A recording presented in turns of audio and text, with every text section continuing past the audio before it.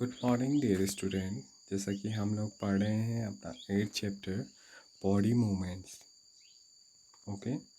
और last lecture में हमने बात की थी जॉइंट्स की, जो ह्यूमंस की बॉडी में टू डिफरेंट बॉडी पार्ट्स को आपस में कनेक्ट करने का काम करते हैं।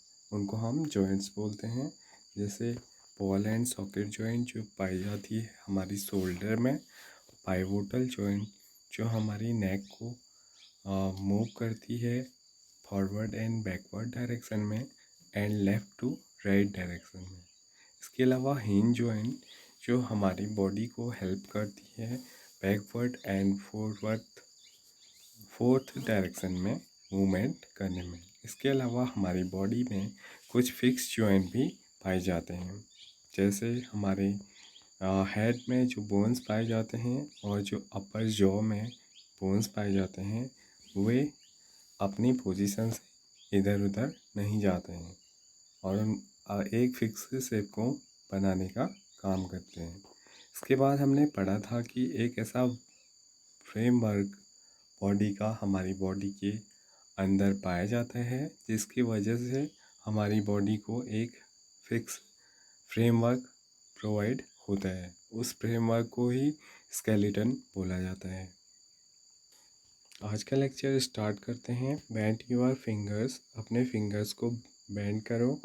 Are you able to bend them at every joint, क्या आप उसे हर एक जॉइंट में बेंड कर सकते हैं। How many bones are those middle finger you have, आपकी मिडिल फिंगर में कितने पार्ट हैं। ठीक है। अगर आप अपने फिंगर के पार्ट्स को देखेंगे, ये डायग्राम में भी आपको आपके बोन्स के पार्ट दिखाई दे रहे हैं, तो आपकी एक फिंगर में आपके 3 पार्ट्स होते हैं। ठीक है।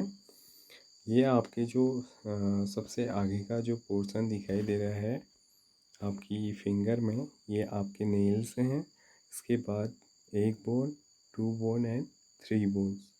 3 बोन्स से हमारी एक फिंगर बनी रहती है, लेकिन जो हमारी थंब है वो केवल 2 बोन्स से मिलकर के बनी रहती है। तो अगर हम एक हैंड की बोन्स की टोटल नंबर को देखें तो 3 पर हैंड के हिसाब से 4 3 जा 12 एंड 2 बोन्स हमारी थंब में पाई जाती हैं, तो टोटल हो गई आपका कितनी 14 बोन्स हमारे एक हैंड में पाई जाती है। ठीक है। एक हैंड की जो फिंगर्स होती हैं उसमें टोटल कितनी बोन्स होती हैं, केवल फिंगर्स में आपकी 14 बोन्स पाई जाती हैं।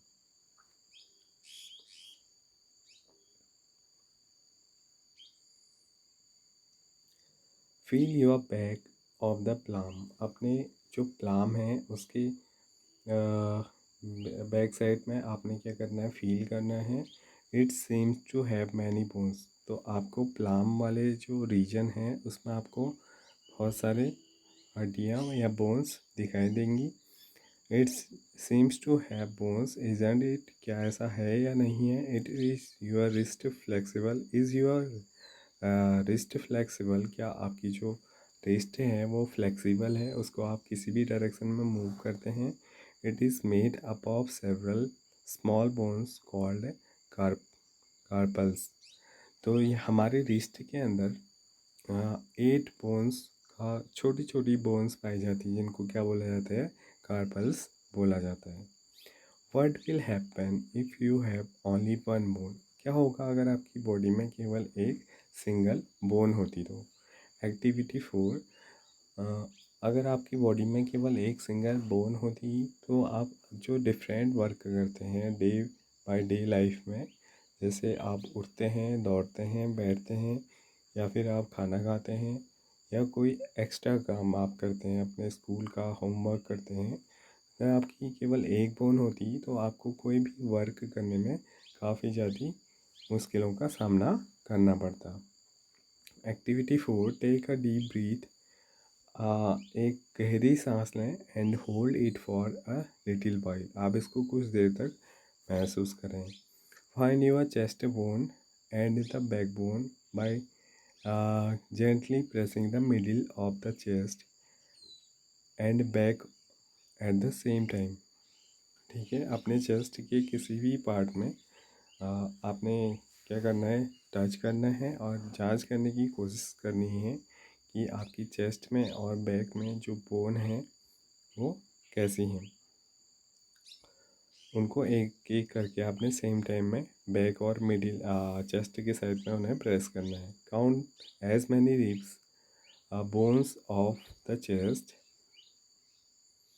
एज पॉसिबल, और आपने उन्हें काउंट करना है कि टोटल कितने नंबर ऑफ बोन्स आपकी रिब्स में आगे और पीछे की साइड, चेस्ट और बैक की साइड में प्रेजेंट हैं। तो अगर आप इन्हें काउंट करें तो ये कितनी होती हैं, ये टोटल 1 2 3 4 5 6 7 8 9 10 बोन्स आपकी एक साइड में पाई जाती हैं और 10 बोन्स आपकी दूसरी साइड में पाई जाती हैं। ऑब्जर्व फिगर 8.10 केयरफुली, अपने इस फिगर को केयरफुली ऑब्जर्व करना है and compare with what you feel of your chest bone, और इसको आपने अपने चेस्ट में फील करके उसकी पोजीशन को या फिर कौन सी बोन्स कैसे कैसे शेप की बोन्स कौन से रीजन में पाई जाती है इसको फील करना है। We say that the rib are coarsely paint, हम देखते हैं कि जो हमारी रिब्स की बोन्स हैं वो थोड़ा सा मुड़ी हुई सी हैं। ठीक है। They join the chest bone and the back bone together to form a box. तो हमारा क्या होता है, जो चेस्ट वाला रीजन है और बैक वाला रीजन है उनको जोड़ने वाला क्या है, हमारी रिब केज है। ठीक है। ये आगे से भी आपस में जुड़े रहती हैं और पीछे से बैक साइड से जो हमारी क्या है बैकबोन है उसके साथ ये कनेक्टेड रहती हैं, तो एक बॉक्स लाइक स्ट्रक्चर बनाती हैं और this is called the rib cage. और इसको क्या बोला जाता है, इसको रिब केज बोला जाता है। There are 12 ribs on each side of chest, हर एक साइड में टोटल कितने नंबर ऑफ, अभी मैंने 10 बताया था, 10 क्या होते हैं आपस में कनेक्टेड होते हैं। इसके अलावा आपको 2 यहाँ पर नीचे साइड की में भी दिखाई दे रहे हैं, तो टोटल 12 है रिब्स से ईच साइड में प्रेजेंट रहती हैं। ठीक है। Some important internal parts of our body lies protected inside this cage.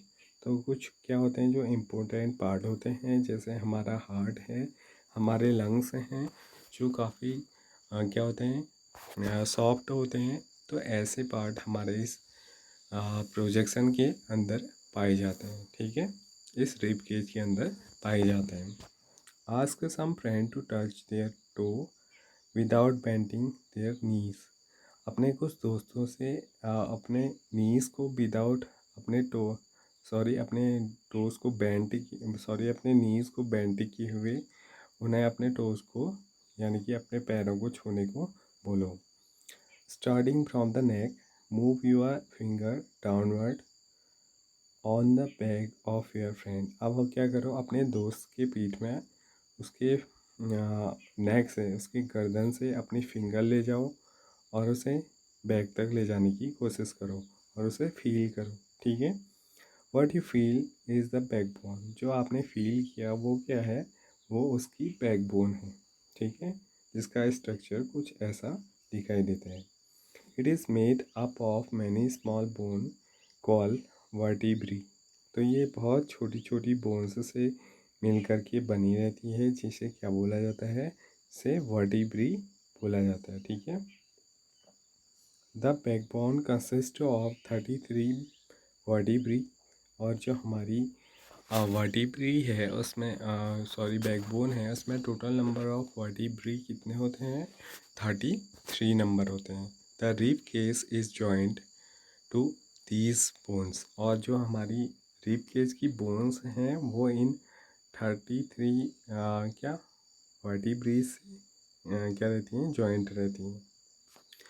If the backbone was made up of only one long bone, will your friend be able to bend? अगर वो backbone जो 33 vertebrae से मिलकर के बनी है केवल एक सिंगल बोन से बनी होती तो क्या आपका जो फ्रेंड है वो ज़मीन में अपने पैरों को छू पाता? बिल्कुल नहीं छू पाता।